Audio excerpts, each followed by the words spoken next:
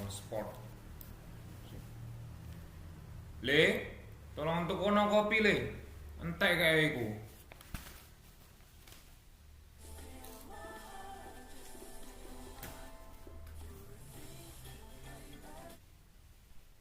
Nendi ya iku.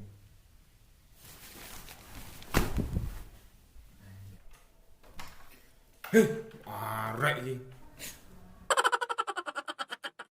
Nah, itulah merupakan salah satu contoh pengaruh negatif kemajuan ilmu pengetahuan teknologi zaman ini.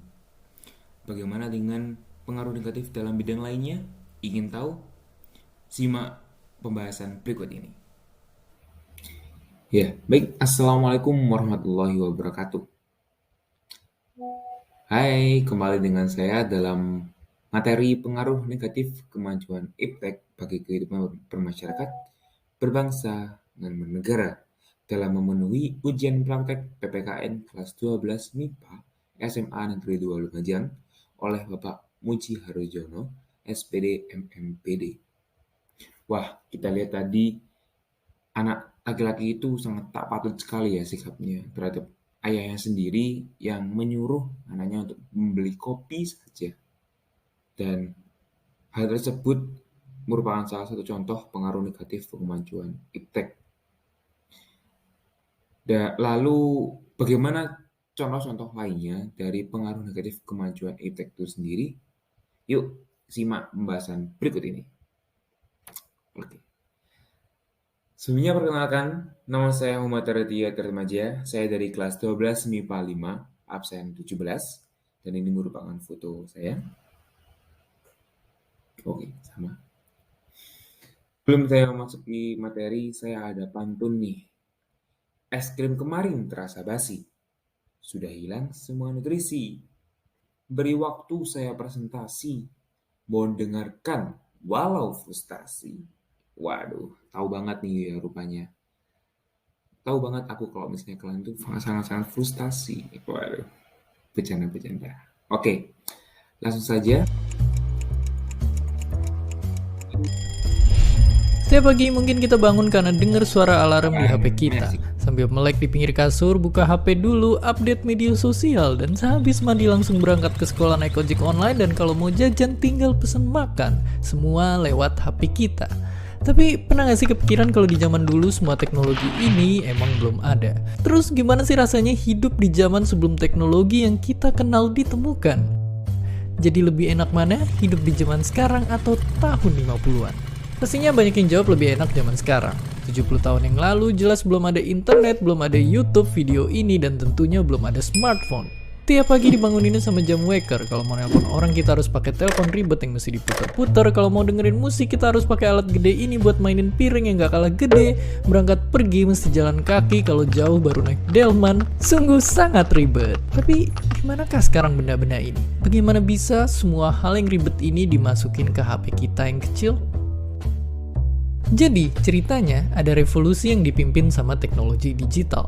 Sebelum revolusi ini, penyimpanan data masih berbentuk analog atau bahkan manual. Buat ngirimnya juga belum canggih-canggih banget. Tapi dengan teknologi digital ini pastinya semuanya jadi lebih cepat dan praktis. Tapi bayangin dulu kita nyimpen data-data masih ditulis di kertas, sedangkan satu CD bisa nyimpen data sama dengan 19 meter tumpukan kertas. Dan akhirnya zaman sekarang kita udah biasa banget nemuin memori 1 tera. Padahal kalau dijadiin tumpukan kertas juga bakalan setinggi Gunung Everest yang ditumpuk 3. Ini karena semua data direkam dan dikirim dalam bentuk kode angka. Dan semakin teknologi terus maju dan maju, semua ujungnya ke satu penemuan yang penting banget. Internet. Munculnya internet bikin perkembangan teknologi melesat kencang. Dulu buat nonton film kita harus ke bioskop dan ngantri panjang banget buat beli tiket. Sekarang kita tinggal buka HP dan pesen tiket online. Bahkan udah ada ribuan film siap ditonton lewat sentuhan tangan. Untuk belanja dan bertransaksi kita nggak perlu lagi ke bank buat ngambil uang. Di zaman dulu pun bank itu pakai sistem barter alias nggak segampang transaksi di hari ini. Sekarang ini ibaratnya bank pun udah masuk ke HP kita. Dan karena smartphone udah bisa ngelakuin apa aja, banyak juga orang yang punya lebih dari satu. Saking banyaknya pengguna HP, kalau semua smartphone aktif di dunia dijejerin, barisannya bakal muterin bumi 10 kali. Sungguh sangat banyak. Jadi, kalau di sisi teknologi emang zaman sekarang menang telak.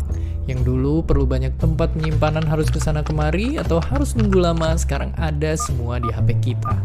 Asal jangan sampai kecanduan stalking sosial media mantan tiap malam. Dan seperti biasa, terima kasih. Oke, itulah merupakan salah satu contoh perkembangan iptek di negara kita tercinta. Ya, jangan sampailah stalking-stalking seperti itu ya. Oke, daripada stalking-stalking, mari kita dengarkan materi kita kali ini. Oke, langsung saja. Ini merupakan beta konsep dari beberapa rangkaian yang akan kita bahas kali ini.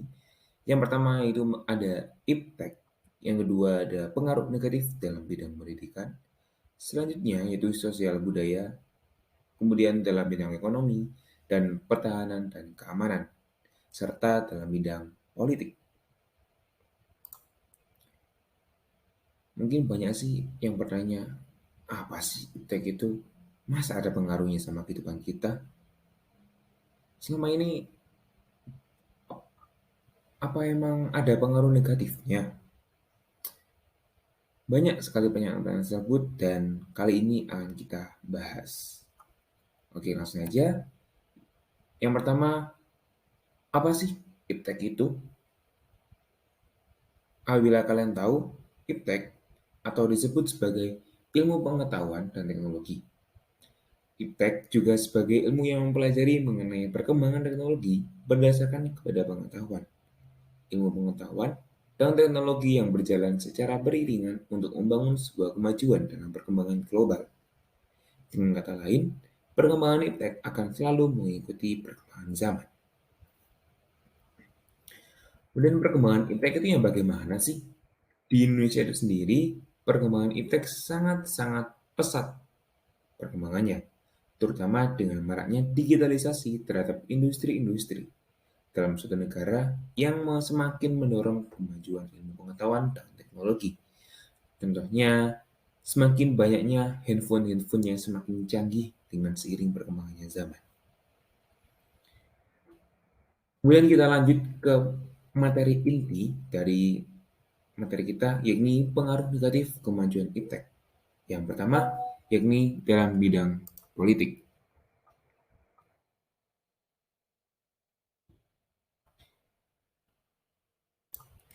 Yang pertama, yakni terganggunya stabilitas sosial karena adanya penyebaran hoax. Kemajuan teknologi juga mendorong munculnya isu-isu hoax di kalangan para pengguna. Isu-isu hoax yang tak difilter dan dikonsumsi begitu saja oleh masyarakat tentunya dapat menimbulkan dampak buruk bagi mereka. Kemudian, besarnya biaya untuk keamanan data bagi pemerintah. Data atau big data yang sangat-sangat penting bagi pemerintah ini sangat dijaga keamanannya, karena dengan adanya perkembangan teknologi mengharuskan pemerintah untuk mengeluarkan fasilitas untuk keamanan data atau big data tersebut. Kemudian munculnya gerakan terorisme dan radikalisme. Munculnya gerakan terorisme dan radikalisme juga merupakan salah satu pengaruh negatif di bidang politik. Para pelaku gerakan tersebut umumnya pintar memanfaatkan teknologi, seperti keterampilan merakit senjata, bom, ataupun yang lainnya. Namun hal tersebut selalu disalahgunakan oleh mereka untuk mengganggu keamanan negara. Selanjutnya, yakni teknologi dapat disalahgunakan untuk menjelek-jelekkan seseorang dalam pemerintahan, seperti banyak kasus penyimpanan nama baik. Selain itu juga disalahgunakan untuk memblow up sebuah kejadian secara berlebihan sehingga merugikan pihak tertentu. Dan terkadang banyak orang yang menyalahgunakan ini untuk menjelek-jelekkan seperti berkata kasar ataupun menurunkan harga diri atau derajat dari orang tersebut karena suatu kesalahan sih. Kemudian adanya transparansi kegiatan berpolitik berbangsa dan bernegara.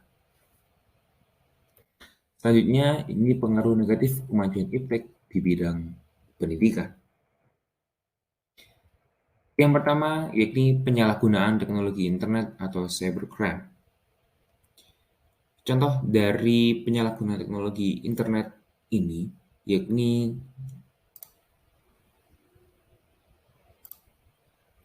seperti identity theft, kejahatan phishing, kejahatan carding, atau mungkin penipuan online,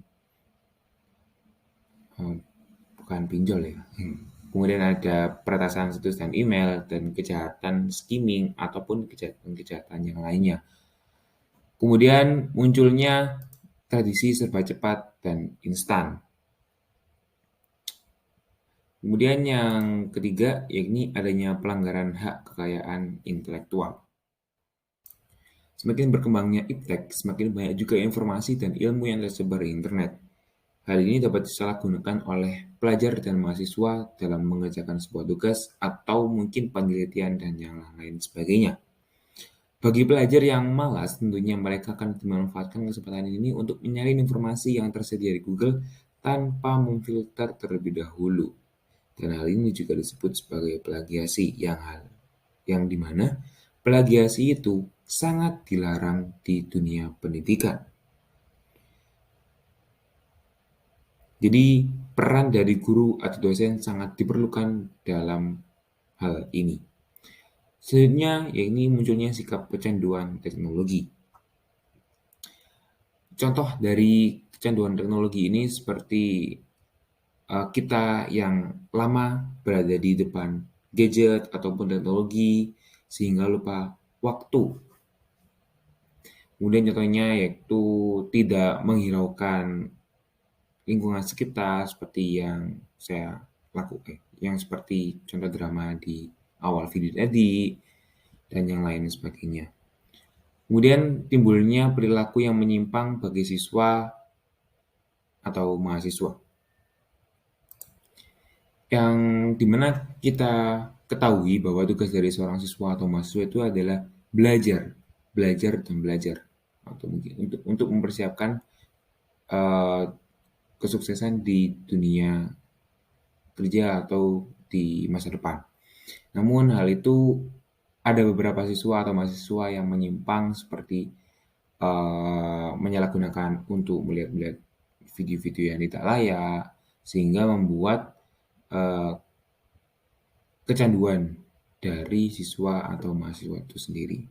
Atau mungkin juga membelokkan seperti menyalahgunakan gadget untuk menipu ataupun yang lain-lain sebagainya. Kemudian selanjutnya yaitu kerahasiaan tes dalam sektor pendidikan yang semakin terancam. Akibat utama dari semakin terancamnya kerahasiaan tes ini pada umumnya sih jadi karena komersialisasi pendidikan yang digunakan sebagai mementingkan biaya pendaftaran dan uang gedung, tetapi kewajiban-kewajipan pendidikannya itu sering diabaikan, dan hal tersebut mungkin sangat berdampak buruk bagi siswa, mahasiswa, ataupun bagi pihak sekolah juga. Kemudian munculnya sifat pemalas pada siswa atau mahasiswa, dan yang hal ini merupakan bisa digunakan sebagai acuan akibat dari kecanduan teknologi tersebut. Sehingga siswa itu atau mahasiswa itu lebih malas untuk mencari informasi-informasi yang valid, untuk menyaring informasi, dan yang lain-lain sebagainya. Selanjutnya yaitu pengaruh negatif kemajuan iptek di bidang sosial budaya. Yang pertama, yakni munculnya sikap hidup hedonis atau biasa kita kenal dengan hedonisme. Yaitu kenikmatan pribadi yang dianggap sebagai suatu nilai hidup yang tertinggi. Kemudian munculnya sikap individualisme atau hidup sendiri atau lebih memilih dengan teknologinya daripada orang lain. Karena yang hal ini mungkin disebabkan karena sulitnya bersosialisasi tersebut. Kemudian munculnya kesenjangan sosial.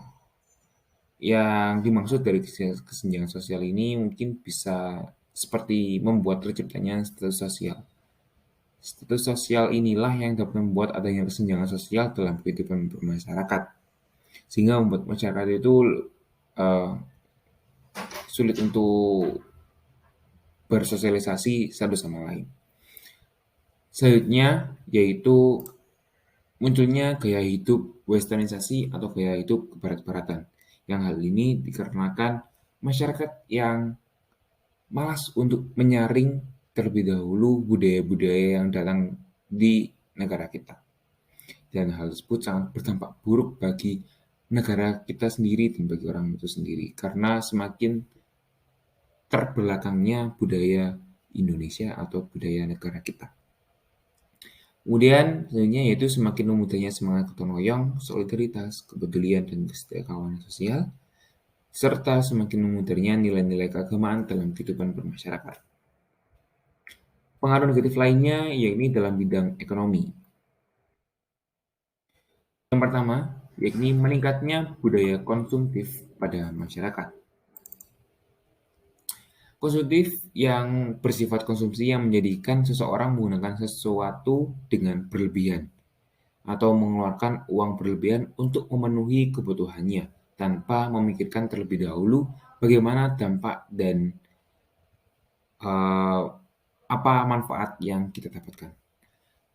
Kemudian selanjutnya yaitu munculnya kesenjangan sosial akibat persaingan bebas yang salah satu contohnya yaitu persaingan dalam bidang barang lokal yang sulit bersaing dengan barang modern. Karena banyaknya barang-barang modern yang masuk ke dalam negeri sehingga membuat barang-barang lokal ini tergeser karena sulitnya persaingan. Selanjutnya yaitu perekonomian negara yang dapat dikuasai oleh pihak asing. Hal ini dikarenakan mudahnya orang-orang asing dalam menanamkan modal di Indonesia. Dan pada akhirnya mereka itu bisa menekan dan mendikte bangsa Indonesia. Dan hal ini menyebabkan masyarakat ini juga semakin banyak tingkat penganggurannya. Atau sebagai teknik dan hal ini juga bisa disebut sebagai trik dari orang-orang asing dalam menurunkan untuk kebiasaan baik bagi Indonesia. Kemudian selanjutnya yaitu pemerintah hanya sebagai regulator pengatur ekonomi yang mekanismenya akan diatur oleh pasar. Yang dapat kita ketahui bahwa pasar ini merupakan salah satu kunci utama dalam bidang perekonomian yang di Indonesia ya tentunya. Dan pemerintah itu sebagai regulator pengaturan ekonomi dan sementara pasar itu menjadi penentu utama mekanisme ekonomi yang dua hal tersebut itu saling berkaitan dan beriringan.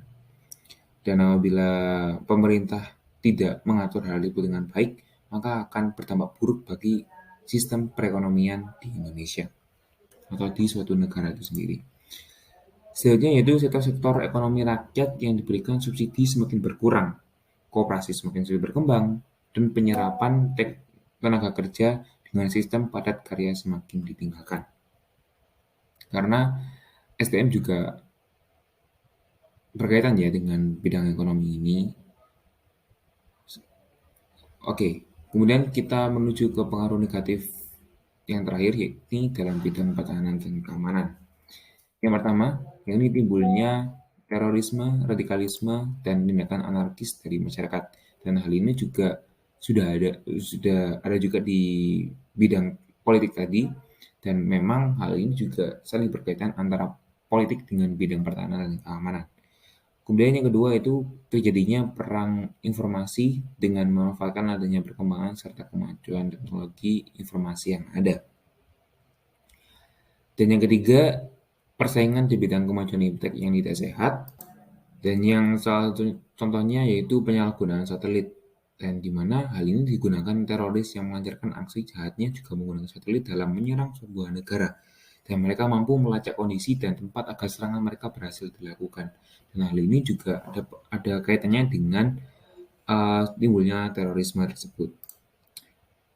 Kemudian yang keempat, munculnya berbagai kejahatan berbasis teknologi yang ini bisa dikaitkan dengan perakitan senjata, bom, dan lain-lain sebagainya.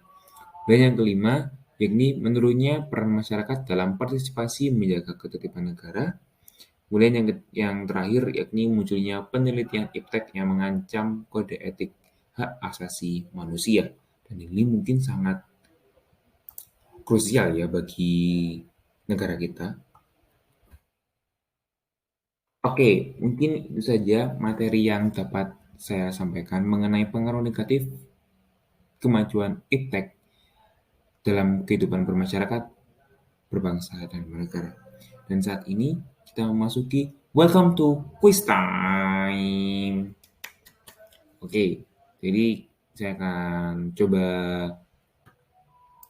mengecek bagaimana pemahaman dari sobat-sobat sekalian. Yang pertama, ditulis dulu ya jawabannya. Nanti kunci jawabannya akan saya kasih di akhir slide. Yang pertama, berikut ini yang merupakan dampak negatif dari kemajuan tech bagi negara di bidang keamanan adalah tuk,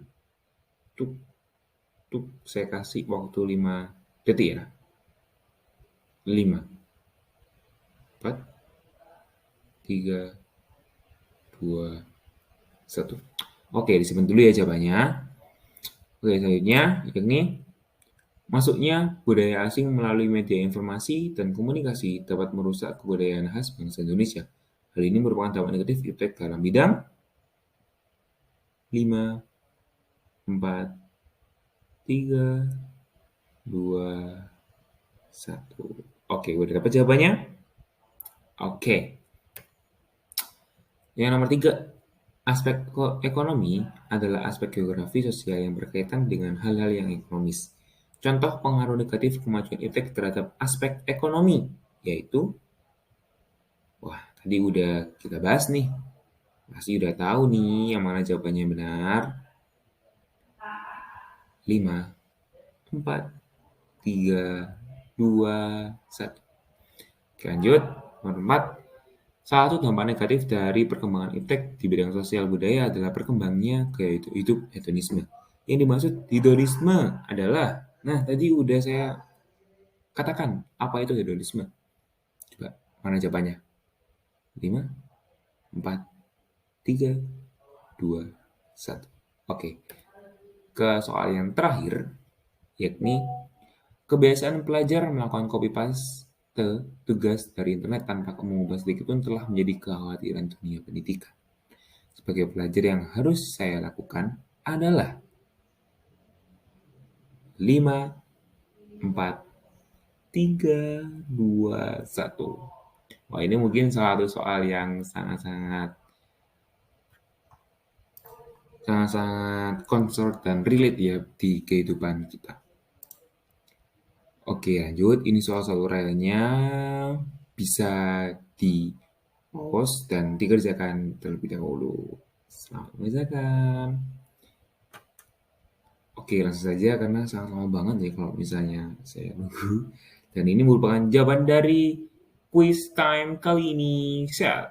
Oke, yang nomor 1 adalah A, 2E, 3D, 4A, dan 5B. Gimana? Teman-teman sekalian, benar berapa nih di pilihan ganda?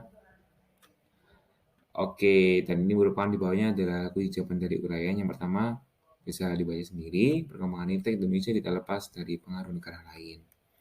Yang kedua, hal yang dapat merusak keberagaman bangsa itu ada sekularisme, individualisme, hedonisme, dan ekstremisme. Dengan nomor 3, contoh-contoh dari pengaruh negatif di bidang pendidikan.